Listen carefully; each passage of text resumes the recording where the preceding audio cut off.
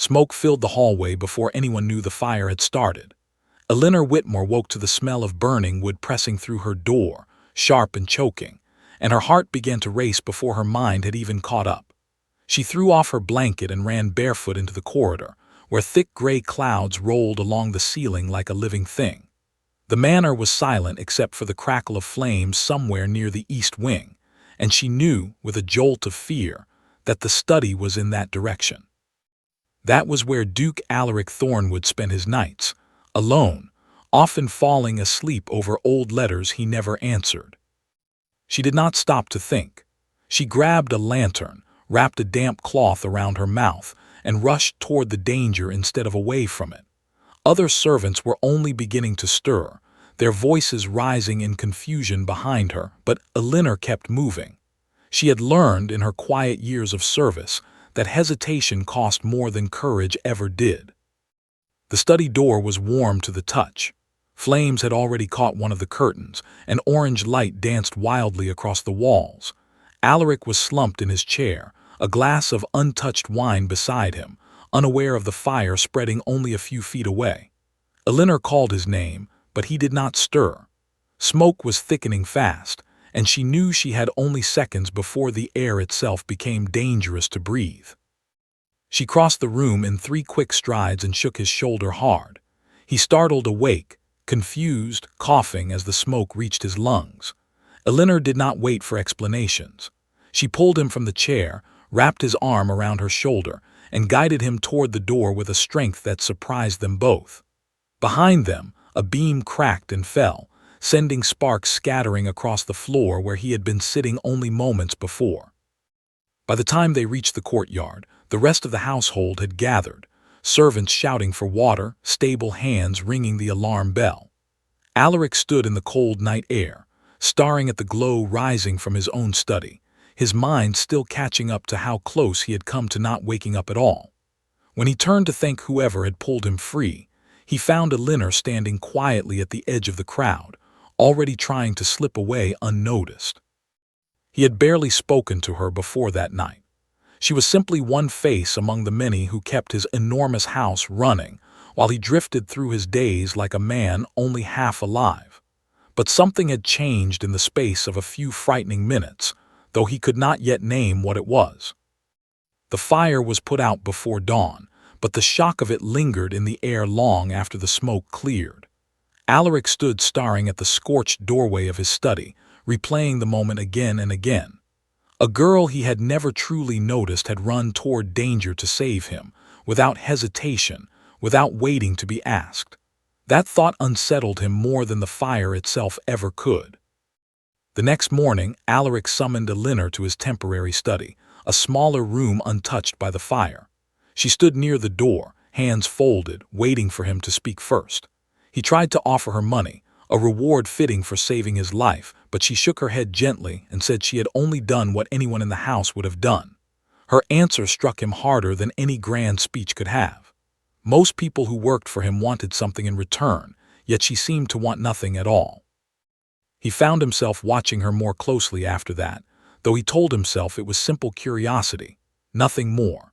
He noticed how she moved through the halls without drawing attention, how she hummed softly to herself while arranging flowers by the window, how she noticed small details that others missed, like the way his coat sleeve had begun to fray at the cuff.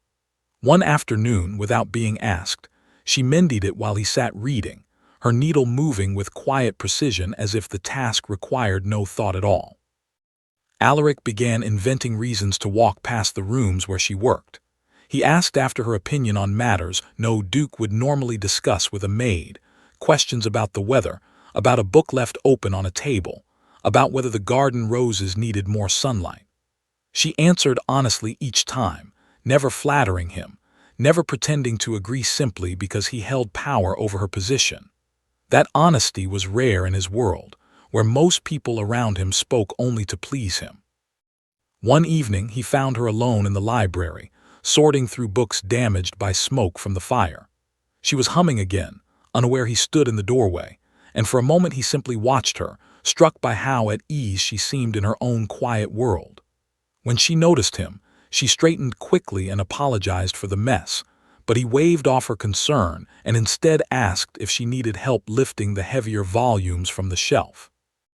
They worked together in silence for a while, and something about the ordinary task felt more peaceful than any conversation he had shared with his usual circle of acquaintances. When their hands brushed while reaching for the same book, both of them paused, neither quite willing to say anything about it. Elinor recovered first, stepping back and continuing her work as though nothing had happened, but Alaric noticed the faint color rising in her cheeks. He left the library that night with a strange lightness in his chest, a feeling he had not experienced in years. He told himself it meant nothing, that gratitude alone explained his growing interest in a girl who worked quietly in his household. Yet as the days passed, he found himself thinking of her at unexpected moments, during meetings with his stewards, during long rides across his land, even as he tried to sleep. Something in him, long buried beneath grief and duty, had begun to stir again, and he did not yet know what to do with it.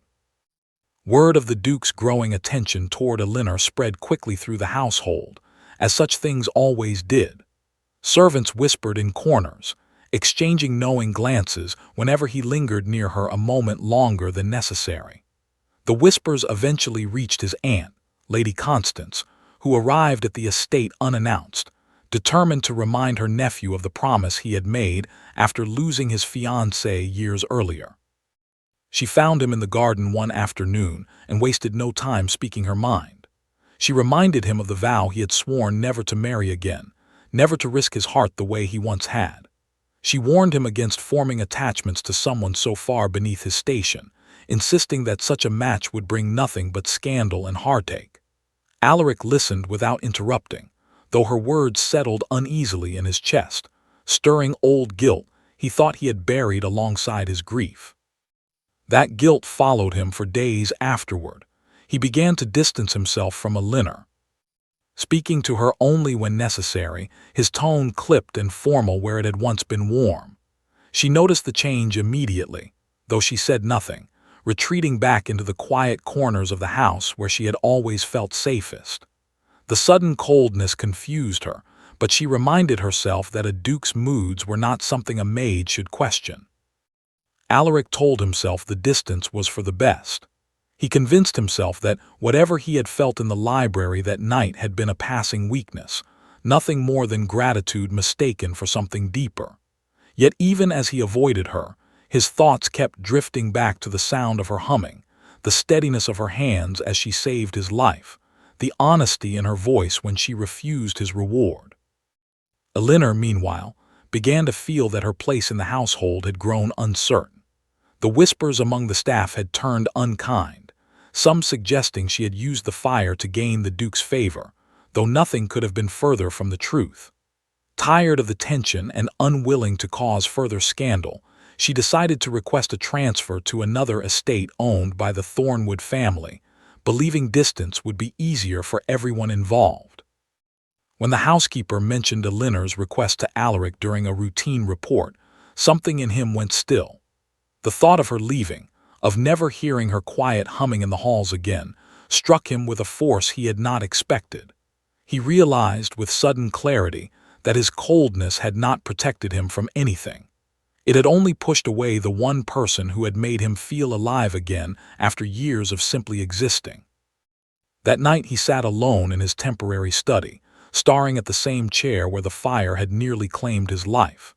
He thought of his late fiancée, of the promise he had made in his grief, and for the first time he questioned whether honoring that vow meant losing every chance at happiness that came after it. The realization unsettled him deeply, but beneath the unease, something firmer began to take shape, a decision he was not yet ready to speak aloud.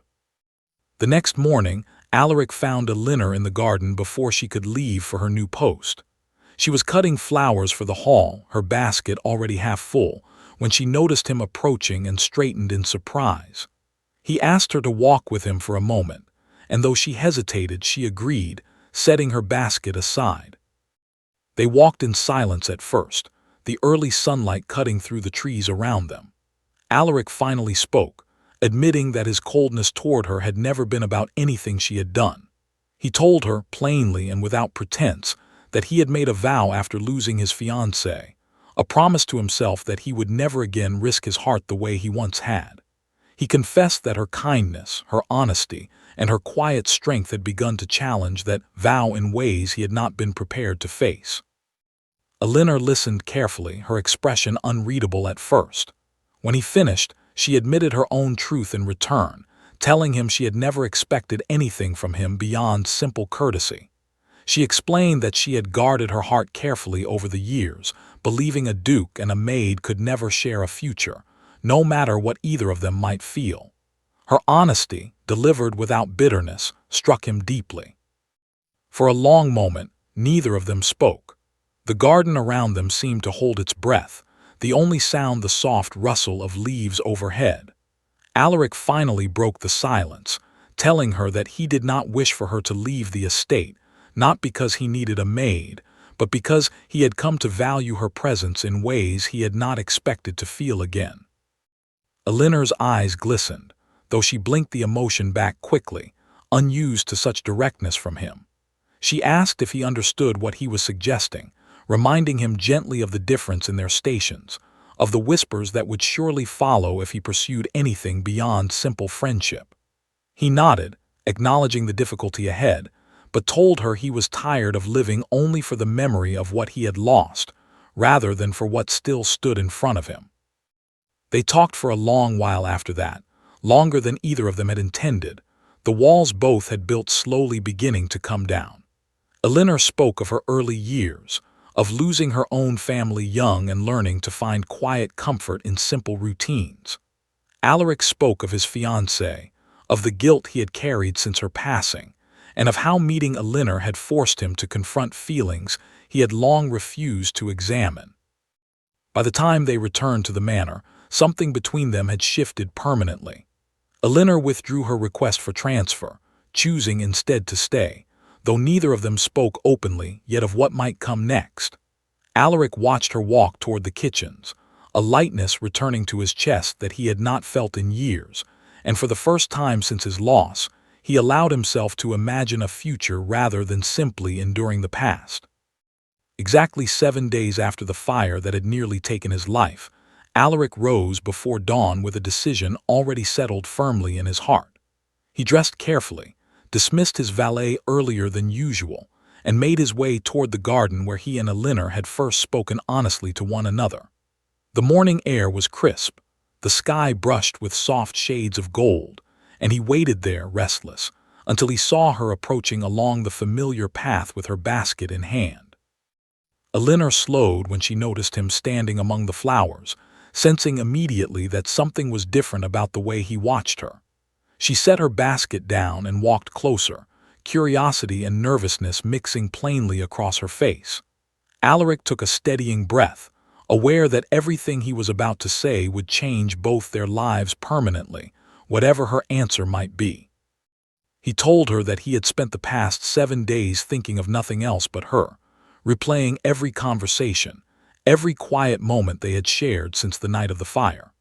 He admitted that the vow he had sworn after his fiancée's passing had once felt like the only way to protect himself from further pain, but that holding onto it any longer would only cost him something far more precious than avoiding grief.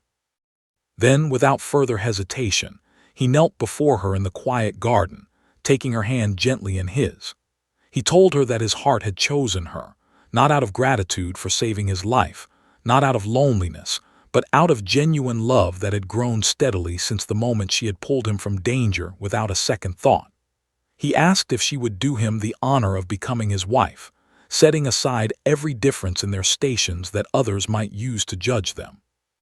Elinor stood frozen for a moment, tears rising in her eyes as the weight of his words settled over her. She had never imagined such a moment could belong to someone like her, a quiet maid who had spent her life staying unnoticed in the corners of grand houses. Yet here he was, a duke, kneeling before her with nothing but honesty in his voice. She whispered her answer through her tears, telling him yes, that she would gladly become his wife. News of their engagement spread through the estate within hours, and though some among the aristocracy whispered in disapproval, The household staff who had witnessed Alinor's quiet kindness over the years celebrated openly, thrilled to see the coldest heart in the county finally softened by someone so unassuming. Lady Constance, though initially hesitant, saw the genuine happiness in her nephew's eyes and chose, in time, to offer her blessing rather than her objection. Their wedding, when it came, was modest and intimate, filled with laughter rather than formality, joy rather than obligation. Alaric stood at the altar watching Elinor walk toward him, dressed simply yet radiant, and felt, for the first time in years, that he was not merely surviving his life but truly living it. The Duke who had once sworn he would never marry had found in the quietest corner of his own household a love more honest and lasting than he had ever thought possible.